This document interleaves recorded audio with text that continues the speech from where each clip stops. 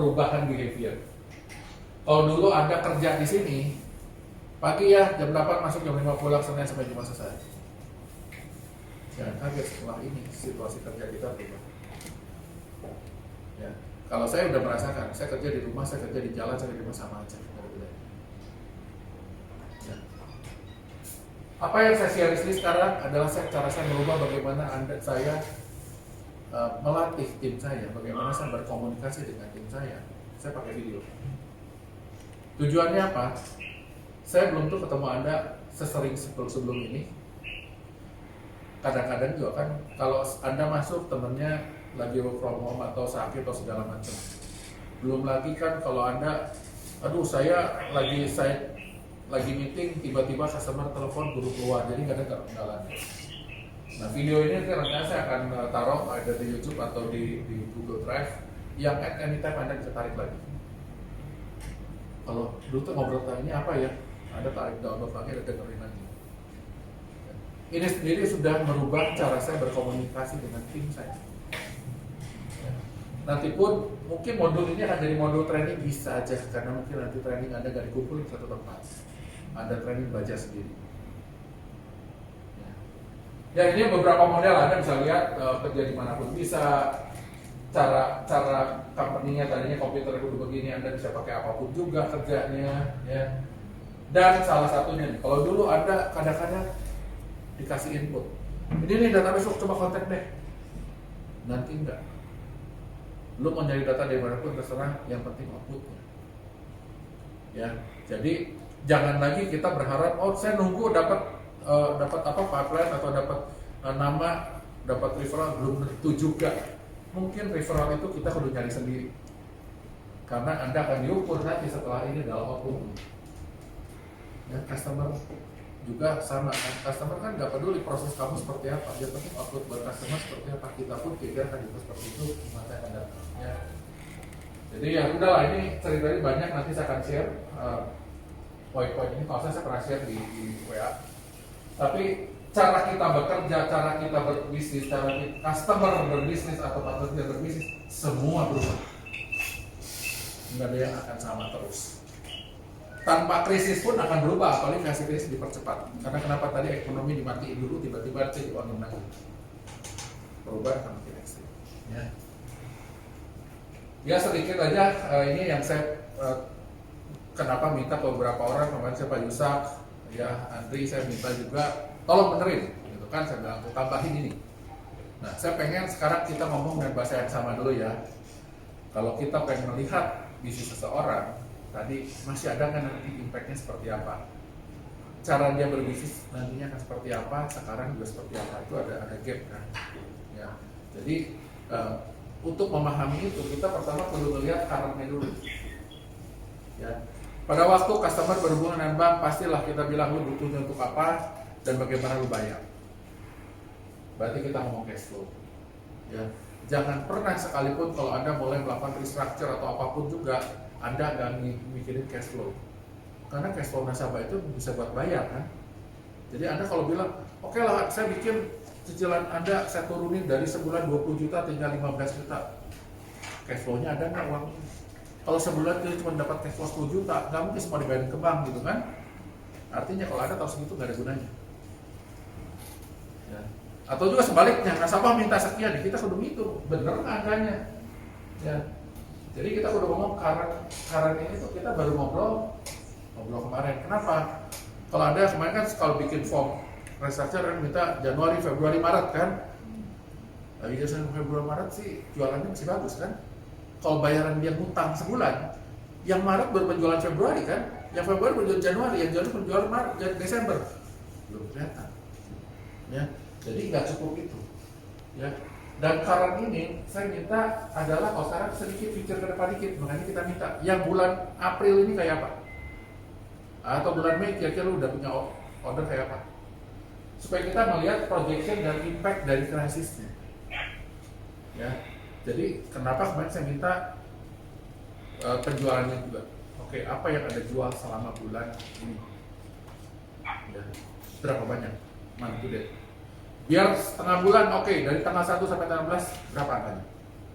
Di situ menunjukkan perbedaan dengan angka ini 3 bulan kemarin.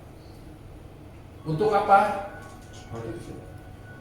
Saya nggak bisa nge-project ke depan, hanya melihat ke belakang saja tanpa melihat sekarang ini gimana. Itu projection. Ya. Dan krisis impact. Krisis impact ini masih berjalan, kita belum tahu persis. Tapi dengan tadi kita mereview bisnis seperti apa, kita baru lihat ini ke depannya makin lama makin parah enggak? Atau cepat recover enggak? Ya, apalagi nasabah bilang, oh saya sih gampang lah, saya banyak aset kok, gitu bisa jual. Hati-hati. Di situasi seperti ini, Anda punya aset segede gedung di sini pun, di tengah keramaian pun, belum tuh ada yang nawar. Ya kan? Orang yang krisis kok. Ya, nggak ada gunanya ada nawar yang punya aset bagus pun. Jadi kita perlu ajak nasabah kita ngomong realistis ya. Yang namanya cash flow uang yang bisa masuk dan bisa keluar yang persis. Artinya Anda perlu mulai cari tahu piutang dia yang pasti bisa kebayar yang mana. Kalau dibilang oh ya sini biasanya bayar, terus Anda tinggal tanya perusahaannya masih buka? Enggak, hati-hati. Benar nggak? Kecuali saya selalu tahu pembayaran dari dia karena dia ini saya pegang bank garansinya atau saya pegang SKBDR, saya udah punya pegangan yang menjamin. Kalau nggak ada historical kemarin belum tuh terulang sekarang, ya kan? Kalau perusahaannya tutup, saya nggak yakin bisa jalan. Ya. Jadi situasi-situasi ini Anda perlu pahami crisis impact-nya dan konsistensinya. Kalau dulu selalu bayar, sekarang dan bulan depan masih bayar nggak suppliernya? Hati-hati kan? Bisa kejadian nggak? Bisa. Karena dulu berapa bulan lalu masih normal, sekarang ada PSBB tutup perusahaannya. Biarpun dia mau bayar, perusahaannya tutup. Belum lagi dia belum pakai internet banking segala, dia kudu datang ke bank, kudu datang ke kantor tutup, karyawannya pulang. Nah, ya. Jadi kudu lihat current condition sampai yang kemarin, ya. Dari sekarang ke depan seperti apa dan yakin nggak waktu masuk atau keluar. Ya, makanya kita minta kemarin carilah data yang Anda cari tahu penjualan dari tanggal awal bulan sampai detik terakhir ini bikin kurang lebih berapa. Ya. Lalu cek juga tagihan dia yang harusnya bayar, ada yang udah bayar atau belum, ada kira-kira berapa banyak yang belum. Lalu piutang dia yang kira-kira dia ragu ada nggak? Tanya. Jujur aja kita bilang, karena di hari begini semua orang cenderung mundur. Setelah kondisi segini orang banyak alasan. Lalu utang dia kudu bayar yang dia nggak bisa hindari karena itu misalnya supaya besar dia. Anda mundurin boleh, tapi besok dapat barang lagi hati-hati. Dan satu lagi yang penting stok barang. Lihat barang yang udah ready siap kirim. Barang yang udah dikirim karena dititip di web store atau di retail besar, di sana konsinyasi stok dia tapi dia simpan di sana kan nggak bisa ditarik, tokonya tutup gitu kan. Jadi stok dia pasti mati barangnya. Dia mau jual sendiri pun ada barangnya nggak bisa diambil. Barang setengah jadi di pabrik, hati-hati ya, nggak semua barang di pabrik itu setengah jadi itu berarti kan baru saya proses yang ini proses ini belum, nanti aja tinggalin sebulan lagi. Nggak semua barang bisa begitu kan, apalagi kalau barang itu makanan. Berurusan. Jadi ada yang proses yang udah straight through sampai selesai atau yang bisa dipenggal-penggal. Begitu ada yang straight through itu yang ada di mesin bisa jadi sampah kalau pabriknya tiba-tiba tutup. Ya. Bahan baku pun atau bahan mentah dia ada umurnya nggak? Ya. Ada expirednya nggak? Kalau pabrik Anda baru buka 6 bulan atau setahun yang akan datang, bahan baku yang sudah dibeli ada di gudang rusak nggak? Ya, kita perlu perhatiin. Lalu barang jadi pun sama. Oh, barang jadi banyak di gudang. Ya, barang ini ada obsoletnya nggak? Ada expirednya atau modelnya lewat nggak? Kalau Anda punya fashion kan, Anda jual sekarang buat jualnya mau lebaran. Anda baru bisa jual lagi tahun depan, modelnya udah ganti. Benar? Orang yang ekspor juga sama kan? Orang buat ekspor sekarang ketunda itu barang summer. Kalau baru jalan lagi nanti September baru ini barangnya jadi winter, barangnya beda kan? Nggak bisa dijual. Ya, jadi pastikan kita melihat probability cash flow dia dan yang kedua ke depannya tadi future growth tadi bakalan expired enggak? Ya. Usahanya masih ada atau enggak? Kan gitu ya. Current impact ini ini tuh apakah sekarang doang atau sampai nanti? Kayak tadi, bisnis ini akan stop dan nanti gak buka-buka lagi karena gak ada kebutuhan lagi. Ya. Lalu krisis impact, oh nanti buka lagi, tapi selama impact ini 6 bulan atau 7 bulan atau 8 atau setahun, perusahaan ini keburu tahan atau enggak? Atau keburu mati di jalan gitu kan? Ya.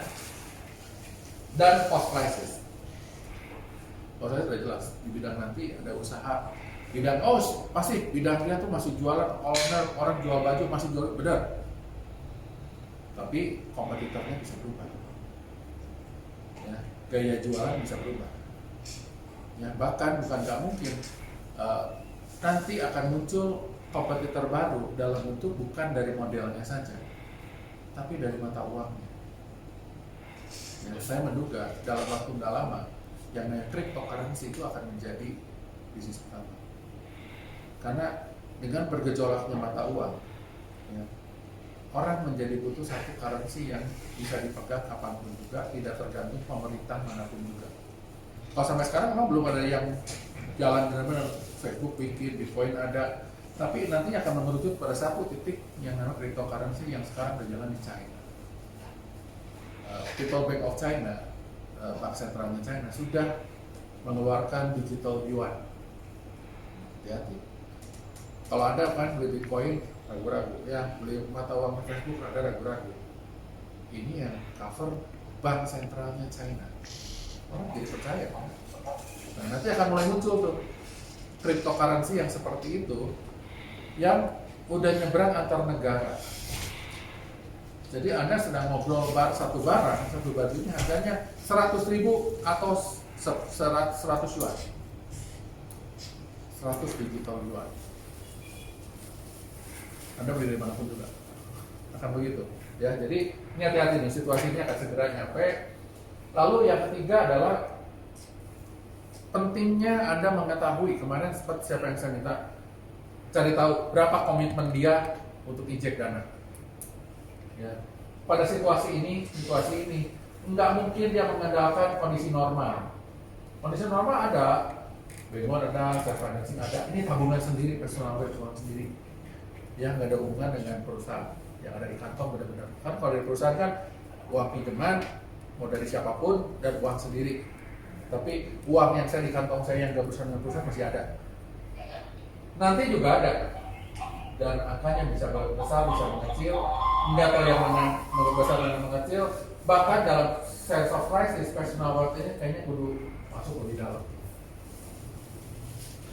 Karena dalam situasi yang tak jelas ini dia butuh buffer dana cukup. Otomatis self financing besar kan, karena bank nggak akan makan apa dari ini. Kalau self financingnya masuk di perusahaan tinggal udah sekian keambil semua, terpaksa injek dana lagi. Yang pilihan itu. Nah, next mungkin saya akan coba bantu Anda bagaimana mungkin Nasabah bilang kalau gua masukin uang gimana caranya? Nyatanya gimana? Anda semua dalam putaran modal, bisa juga dalam injection sementara, artinya pinjaman pemegang saham, bisa ngebukuinnya gimana caranya, perlu dipikirin. Nah itu nanti lebih teknikal ke video lebih teknikalnya, tapi globalnya Anda perlu nangkep. Makanya jangan pernah lupa Anda nanya komitmen dia, dan diam-diam Anda perlu tahu orang ini kantongnya seberapa tebal. Ya, kemarin seperti saya kebahas, tadi kedua juga bahas, ada satu perusahaan otobis, ada dua actually, yang satu A, yang satu B. Sama-sama usahanya bis, sama-sama usahanya ada angkutannya, angkutan orang dan barang. Tapi yang membedakan apa? Angkutannya mungkin sama, tapi perusahaannya udah mulai beda. Lalu yang berbeda lagi adalah personal wealth ini. Yang satu kantongnya segini, yang satu kantongnya segini. Pada waktu krisis hitnya berat, ini udah habis dulu, yang ini masih ada setengah lagi mungkin. Ya, jadi Anda perlu persis tahu orang ini, termasuk kalau dengar-dengar, oh uangnya ada di luar negeri sekian, uang nggak apa-apa, dengar aja. Belum tuh Anda nanya langsung dijawab kan. Tapi dengan Anda ngobrol, Anda mulai tahu. Itu menentukan seberapa kuat orang ini terhadap power yang berat seperti ini. Ya, itu next tadi itu contoh yang tadi saya sebutin ya. Jadi bisa jadi ada bidang-bidang tertentu bisnis model akan berubah. Ya, Value chain-nya berubah. Value chain adalah tadinya prinsip atau pabrikan langsung lewat distributor, sekarang nggak dari shoot ke retailer atau even dari direct customer. Yang saya sebut direct factory selling. Ya. Cara orang berjual, bisnis modelnya berbeda. Ya. Lalu sistemnya juga mungkin tadinya di flash satu-satu nanti buang ganti. Ya. Jadi cara customer menghadapi bisnisnya, cara customer menghadapi persaingan akan berubah. Ya, semua payment pasti berubah. Saya yakin. Kalau kemarin customer bilang, tenang, saya dapat term of payment dari pabrik 2 bulan. Silahkan dites setelah krisis lewat. Nggak akan tiba-tiba langsung tetap 2 bulan. Itu kurang. Bahkan dalam kondisi krisis karena banyaknya orang concern terhadap percaya tadi, kepercayaan berkurang tadi, orang akan ngomongnya cash. Even lagi 97 karena kursnya bergejolak, maka mulailah orang minta dibayar pakai currency, barang itu diimpor, sampai pemerintah mulai aturan kan dilarang menggunakan transaksi valuta asing untuk terjual di dalam negeri. Asal muasalnya gara-gara tahun 97 itu. Kurs dari 2000 jadi 15.000, semua orang panik, semua orang hilang kepercayaan. Dia bilang, lu mau beli barang boleh, bawa US dollar. Sampai segitu-gitunya. Tapi sekarang mungkin aturan itu ada aturan B yang menjaga, tapi ingat ada cryptocurrency satu. Yang kedua, orang akan ngobrolnya cash. Orang akan ngobrolnya mungkin dalam kondisi ekstrim cash before delivery. Lo transfer dulu baru gue bikin barang, karena barangnya rebutan. Pada saat itu terjadi, tenang, Anda punya bisnis. Itu namanya trade. Dulu di sana kita masuk dalam kondisi Anda jual trade gampang banget. Oke, sekarang kalau Anda mau cash duluan, boleh gue kasih BGR, gue kasih SKB, gue kasih LC. Sama kan? Ya. Ke pabrik sana juga oke, lu terima ya, gue diskontoin. Jadi bisnis ini akan segera jalan. Begitu mulai jalan, biasanya terjadi begini, peralihan dari term of payment normal menjadi krisis. Tadinya sini majang-majangin terus, ngutang ngutangin panjang, nanti enggak. Ya, tapi buat kita jembatan ini supaya mendekati ini lagi, kita kasih namanya trade finance. Ya, jangan khawatir, Anda nggak akan bisa. Ini yang saya sebutin tadi, perubahan dari sales, cara orang membeli produk, cara orang menjual produk dari toko ke owner langsung, tidak pakai jalur macam-macam, atau dari pabrik langsung ke pemakai langsung, berubah sama sekali. Nggak perlu punya gedung building segede-gede gajah, atau mungkin yang namanya mall nanti makin hari makin nggak ada tokonya. Kalau hari ini kan mall yang rame bukan yang ada toko gede di dalamnya kan. Mall yang rame hari ini ya dalamnya banyak restoran, banyak kafe, banyak entertain begitu kan. Ya. Kompetisi juga hati-hati, setelah krisis ada impact. 97 impactnya adalah banyak perusahaan besar dibeli. Dulu namanya Indosmen punya Salim Group, hari ini punya perusahaan Jerman. Yang namanya Semen Cibinong ya tiba-tiba dibeli Holcim, ya semua berubah. Ya. Itu juga jangan kaget setelah krisis nanti. Kalau kali ini mungkin banyak industri level di level menengah atau even lebih nanggung itu bisa diambil oleh pihak lain. Karena kompetitif makin tinggi, dan tadinya lokalnya berbanyak, investasi sedikit, nanti bisa kebalik nih. Persaingan tuh akan berubah, internasionalnya akan makin gede. Termasuk mulai muncul home industri, ya, industri kreatif, industri rumahan akan mulai menggantikan yang tadi pabrik-pabrik segala macam itu mulai bergeser. Porsi ini sebenarnya. Ya. Lalu cara mengelola stok, tadinya pabrik saya punya stok barang jadi sekian barang, nggak musim lagi. Nanti kita udah pakai logistik sistem. Stok barang tidak perlu disimpan di dalam pabrik sendiri. Stok barang disimpan di dalam orang yang ngirim, yang ngatur logistik. Perusahaan tidak ngatur logistiknya sendiri, dia hire orang untuk urus logistik. Hati-hati nih, nggak banyak perusahaan siap seperti ini. Termasuk juga stok barang atau bahan baku juga nanti udah nggak sekarang. Nyetok dulu yang banyak-banyak, takut nanti barangnya nggak, udah nggak musim deh. Ya, dengan situasi akan berubah, orang akan jadi just in time processing. Gue mau produksi hari ini, bahan baku akan datang untuk hari ini aja. Ya, untuk besok nanti malam atau besok pagi datang. Supaya kenapa? Efisiensi. Dan kemarin mungkin masih kelasnya perusahaan gede, kelas Astra mungkin baru ini, sekarang akan turun ke level ini. Karena semua mau menghadapi kompetisi seperti ini, menghadapi efisiensi yang udah ditingkatkan, gak ada pilihan, nggak bisa milih, ya nggak mau pun nggak bisa. Kalau nggak mau ya sudah ketinggalan, terus lama-lama hilang. Ya, oke, itu aja yang saya mau share. Yang saya pengen pastiin Anda memahami apa yang saya omongin, kenapa saya minta data seperti kemarin, kenapa saya minta data penjualan sampai yang paling current, ya, yang benar-benar penjual itu artinya dibeli dan dikirim barangnya, lalu kita pengen persis benar stok dia seperti apa, baik yang jadi, setengah jadi, mentahnya. Kita juga tahu tadi saya udah jelasin, mungkin ada barang yang nggak bisa setengah jalan diberhentiin, mungkin barang ada expirednya, ada modelnya berubah, itu kan beresiko semua.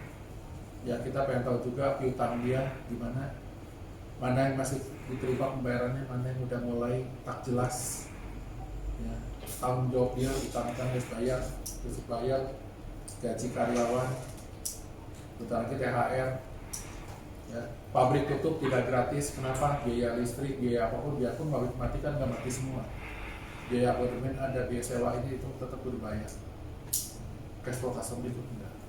Kalau Anda udah punya gambaran begitu, Anda tinggal tanya terakhir adalah seberapa komitmen dari owner. Ya, kalau situasi begitu siapa? Karena nggak mungkin kita tahu ke bank kemana dan ada cerita before bank manapun juga. Nah, ini yang menurut saya kenapa saya minta data itu supaya Anda punya informasi yang clear. Nggak tebak-tebakan. Kemarin Anda dapat informasi, cuman nggak cukup clear. Dengan suatu tambahan seperti ini, Anda akan jadi clear.